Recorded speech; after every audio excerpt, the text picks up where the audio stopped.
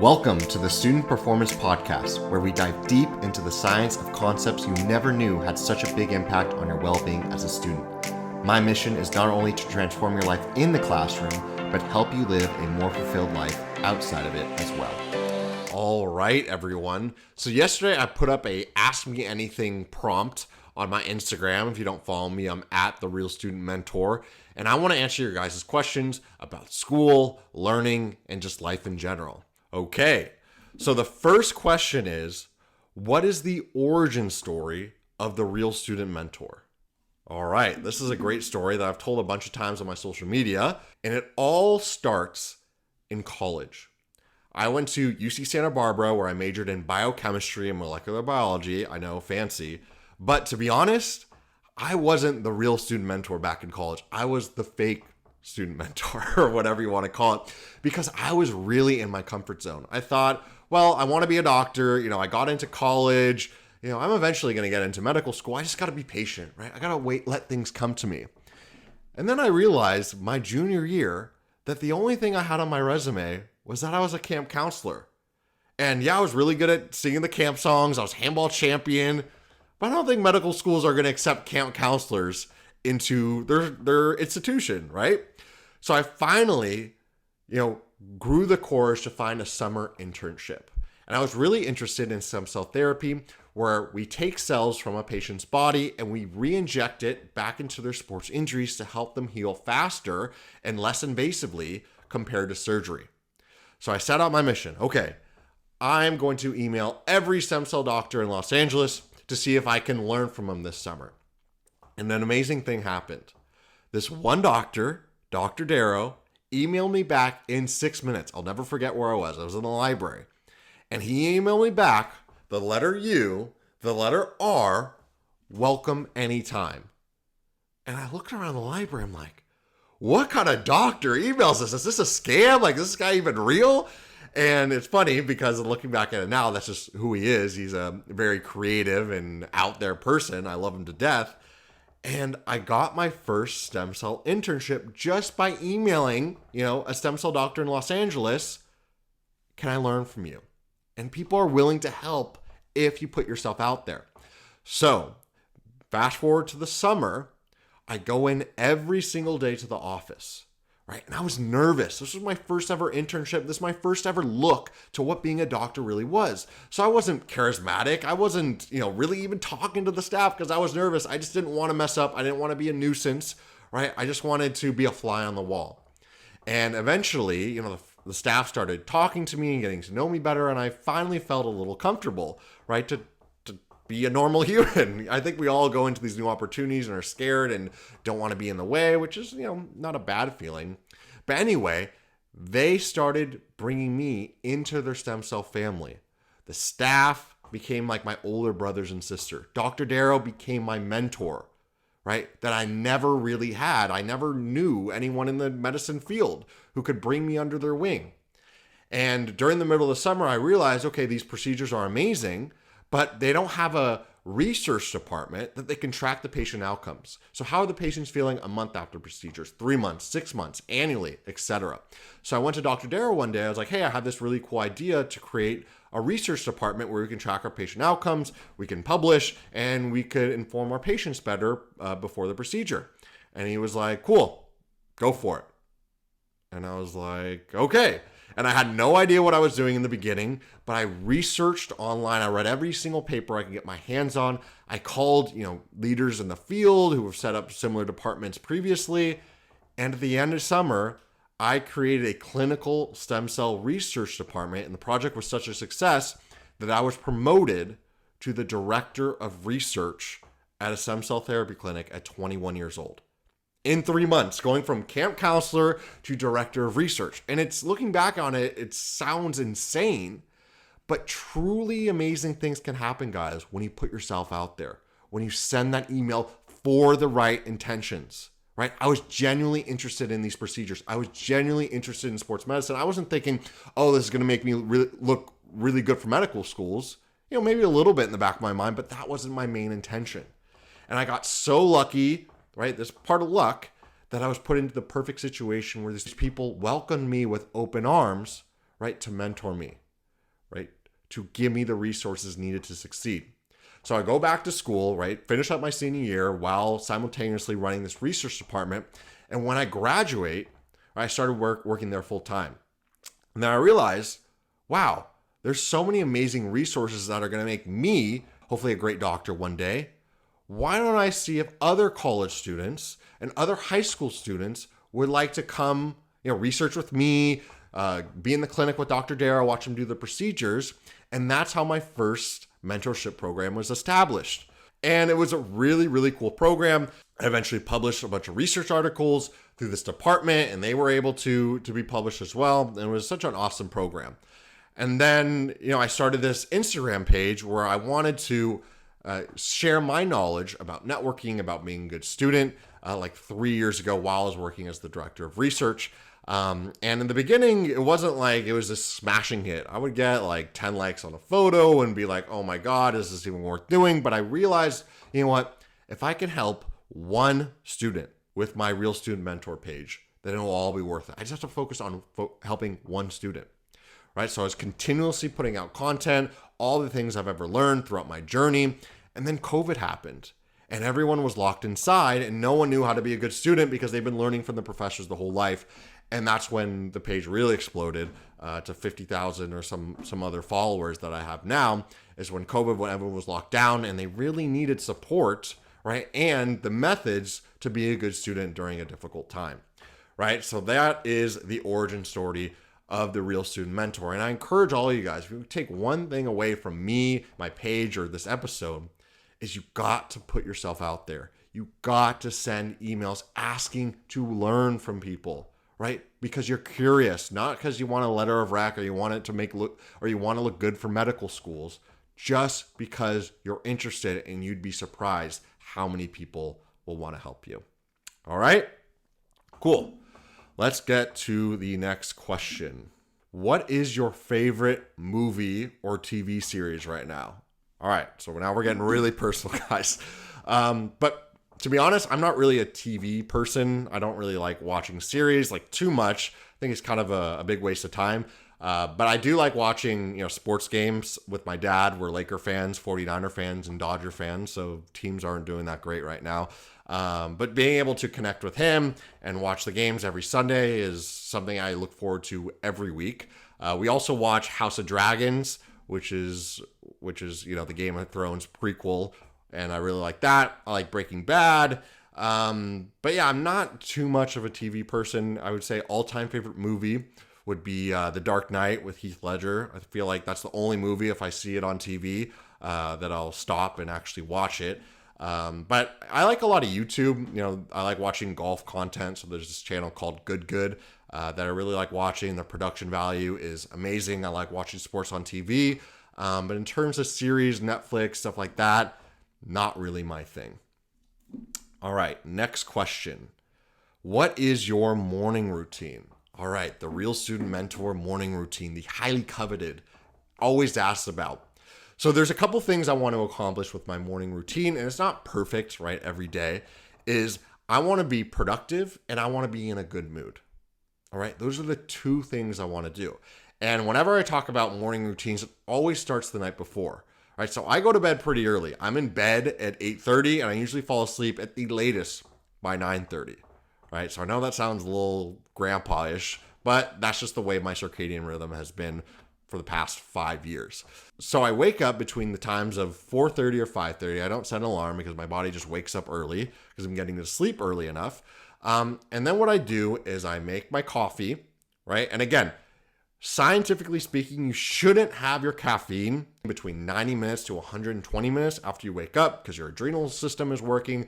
But I've come to realize I'm a little cranky if I don't have my coffee in the morning, and I'd rather be in a good mood because I like the taste of my coffee, make it the same way every time, than not have it and be a little bit more energized. I'm pretty good with energy. So I make my coffee, and then I read a book, and I read 30 pages of a book. Now, I don't know where this number came from, but it seems like a really good number where it's making me intellectually stimulated, right? But it's not overkill. It's not going to deplete my mental capacity to do work afterwards. But how I read a book is, right now I'm reading Discipline. Let me go get it. So how I read my book, now we've switched frames, is right now I'm reading Discipline is Destiny by Ryan Holiday, who's one of my favorite authors, his new book. But I don't just read the book and, just think about it. I actually take notes on the book. And I know this seems a little nerdy, but you don't remember what you read unless you apply it to your life. So when I go through Ryan's book, I think, okay, what part of this anecdote about a historical figure or a quote that I really like from a Stoic philosopher, how does this apply to my life? How am I going to use this today in my life, right? It's always, a big part of learning is always application, not just reading and remembering, but reading, remembering, understanding, and then apply it to your life, right? So all of you guys reading out there, unless you're reading fiction or whatever, if you're reading nonfiction, make sure you're applying the material you're reading so you can remember it for the long haul. All right, so after my reading, which is usually about 30 minutes depending on the book, I go into my first work bout of the day. Now, it depends on the day, what I have going on. Usually I'm working on my social media businesses, or I'm creating content, or, editing a podcast or doing something like that. And that usually is from around 90 minutes to 2 hours, depending on how fast I finish it. Then it's around 8 o'clock. I eat a little breakfast. And then at 8:30, usually every day, I go to the gym. And I work out for an hour at 9:30. I go to Orange Theory. I really like Orange Theory because the workouts are very challenging, but it's a group class. I see the same trainers, same people every day that I look forward to. So fitness for me is not only a health benefit, but it's also a social event for me as well. And that's really changed my perspective on fitness. And I used to go to the gym and, by myself and lift weights, and I was never really consistent at it. But once I started going to group classes where I saw the same people every day, it started being social, right? I not only looked forward to working out and feeling good, but I looked forward to seeing that my friends, right, what they become every single day. And it's so much easier, guys, to work out when the people there are people who you actually like. Okay?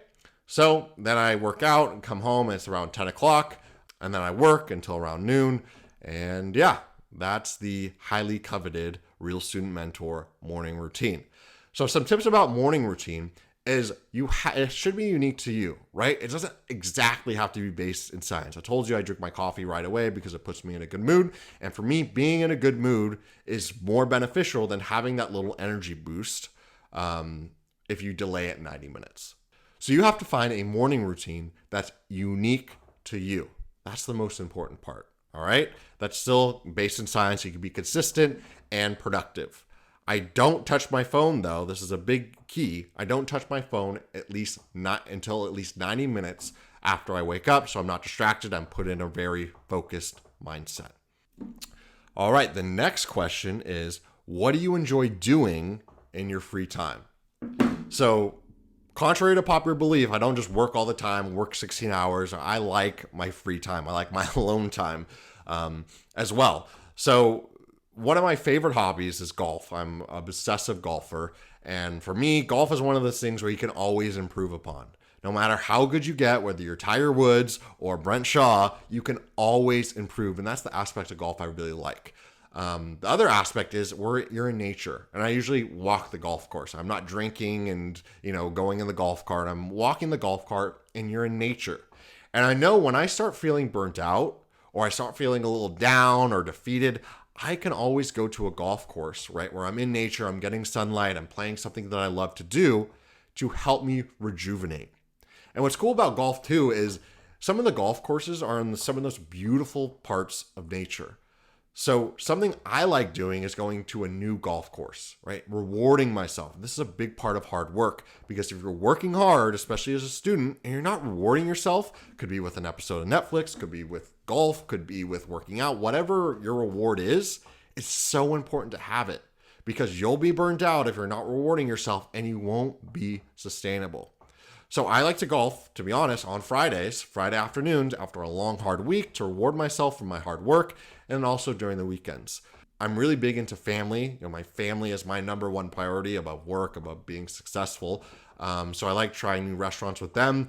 We always go out to lunch Saturday afternoons to a new restaurant that my dad usually picks out. But those are the things I like to do in my free time, is staying active, being with my loved ones, being with my friends. And yeah, that's about it for that. Let's see. Next question. Have you ever given a hickey? I swear to God, that was the question. Oh yeah, we're gonna skip that one. Do you have a middle name? Yes, my middle name is Dennis, and I was super self-conscious about this growing up because I was afraid, and again, this is how silly we are as kids, but also it's cute because it's innocent. I was afraid of people knowing my middle name Dennis and calling me Dennis the Menace. That was one of my biggest fears growing up. So let's see. Next question. Hi, I hope you're good. Oh, thank you. That's very nice. Recently, I failed the exam due to the anxiety of its results. I am not able to study effectively for my next exam, which is just in a few days. How should I focus now? So test anxiety is a real thing, right? So we have to address the issue of anxiety because again, I've explained this a million times, but when we have anxiety, right, it takes space in our working memory. And our working memory is really important for decision making. Very, very important, right? And it's very limited, right? We can only hold a certain amount of memories or information in our mind at a time. But if that anxiety is taking space in that already very limited working memory, you're going to have a problem mustering up any motivation to study or to retrieve information from your long-term memory. So first, you have to understand, okay, where is my anxiety coming from, right? That's going to be individualized for everyone. My probably best advice would be to get help from an expert, whether that's a therapist, whether that's a psychologist. You have to fix the long-term issue because they're an expert in this, not me. But there's some couple things that I like to do when I start feeling anxious or nervous that calms my heart rate, calms my breathing, right, to help me focus better. So the first thing is to do this breathing technique. All right, so I want you to follow along with me. It's 2 inhales through the nose and 1 exhale through the mouth. So it goes.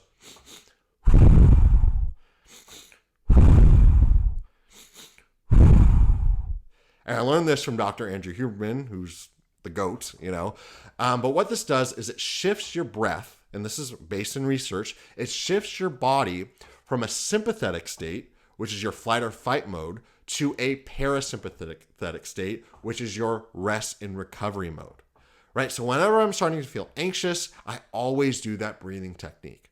Another thing that I do is I like to do cold exposure. And this, again, has been proven in research to help with anxiety. What happens during cold exposure is your brain is flooded with adrenaline, right? And I don't know exactly the neurochemistry of what happens, but it helps with anxiety a bunch. And something I like to do, right, to overcome test anxiety or thinking while being in this fight or flight state, which is what anxiety is I like to quiz myself on things in a cold shower. I know this sounds very weird, but when you're taking a test, you have all this anxiety. Again, your head is flooded with all these emotions. Well, in a cold shower, you're going to be feeling very uncomfortable. So you're training yourself to be able to think in a state of high stress. And there's very few ways to safely replicate this. And in quizzing yourself, doing flashcards in a cold shower is one of the ways, my unique ways, that I've been able to do this, right? So for you, meditation is really good. Breath work is really good. Doing a cold shower, dipping your face in a bowl of ice water for just a couple seconds, right? Don't hold your breath for 2 minutes. All these things have been proven in research to help you with the anxiety. The other part of this is if you're not confident in your plan as a student, you're going to be anxious. You're not going to know what's going on because you're not going to know what to do. And that's when procrastination happens, right? Is we have so much to do and we get anxious, but we don't have a plan to execute our to-do list and all the things that are due. And then what happens? We procrastinate. And we procrastinate, it leads to more anxiety. And it's a feedback loop, right? Just adding more anxiety, right? So you have to really diagnose yourself to see, okay, where's my anxiety coming from? How can I get the help? Whether it's getting into a study course, a mentorship course, whether it's seeking out a professional therapist who can give you the tools, because that's what they do for a living, to help with that anxiety. There's a lot of things you could do, and I hope you found this answer helpful. All right, next question. How do you handle drama or jealous people? Great question, because this is something I've navigated, I would say, pretty well in my career. And I live by this simple phrase, is that it's better to come to a common solution where both parties are content and happy, quote unquote, than it is for you to be right and get your way. Right? There's been so many times, guys, I cannot count how many times I've been screwed over in business and research and school and all this stuff, where I did a majority of the work, but someone else got the credit, right? And it was infuriating. I wanted to quit. I wanted to tell people a piece of my mind. And then I kind of gathered myself and realized, okay, does me throwing a fit change the situation? Will it change it? No, it's not, because they're the boss. They're going to do what they want to do regardless of how I feel. Okay, so if none of that is productive, then why don't I just bite the bullet and get my recognition later and still have some accomplishment to show for it? And it's really hard, guys. It is really, really hard. I know you want to stick up for yourself, but the reality is 99% of the time, you're not going to change their mind, right? So it's better to bite your tongue, bite the bullet, right? And pick your battles for another time. Now, this keeps happening continuously, then you have to get out of the situation. This kind of goes into people who are dramatic, right? It's okay to have one dramatic event. It's okay to want to have one fight. But if you're constantly fighting with dramatic people, you need to get them out of their lives. And there's been numerous situations in my life where I've had to cut people off, right? Because they were bringing too much stress, too much anxiety, too much drama to the table. It's been family members, it's been friends, it's been a whole lot of other stuff. But with dealing with stress, with dealing with drama, you have to have the long-term goal in mind, right? And I only see this now, guys, having been dealing with failure, dealing with not getting recognition I deserve. And I only see this in hindsight, that I was very smart in biting my tongue and just dealing with the current situation, right? And getting some credit instead of none. All right. So I hope this answer helps. It's a very difficult thing to do. It's kind of fighting between our two mindsets, our emotional side and our rational side. Always choose the rational side in this situation. Awesome. All right. So I think we have time for one more question. And it's, what are the best Instagram accounts that you follow? All right. So I'm going to name two. The first one is Huberman Lab. He's a big inspiration for me, and actually starting this podcast to bring science and tools that you never thought would be helpful in your everyday lives as students, to make them palatable for you to understand. And the last account is David Goggins, and he's wrote the best-selling book Can't Hurt Me, but I absolutely love his Instagram account because it's just him running and yelling at the camera some message about mental toughness, about perseverance, about success, whatever. It is so hilarious. And David Goggins might not be your cup of tea, which is totally fine. But it seems to me like whenever I'm maybe being a little negative or being a little down, I see his videos on Instagram of him yelling at the camera, telling you to pick yourself up by your bootstraps and keep working to stay hard. That's his motto, is stay hard. And it's something that's really influenced me. All right, everyone. I hope you enjoyed this Q&A. If you want to reach out to me on Instagram, shoot me a DM if you have any more questions. I want to try to do these once every season. This is coming towards the end of season 1. So the next Ask Me Anything will be at the end of season 2. But if you have any dire questions you can't hold till then, feel free, as always, to DM me on Instagram, put in the comments. I hope you have a great rest of your day.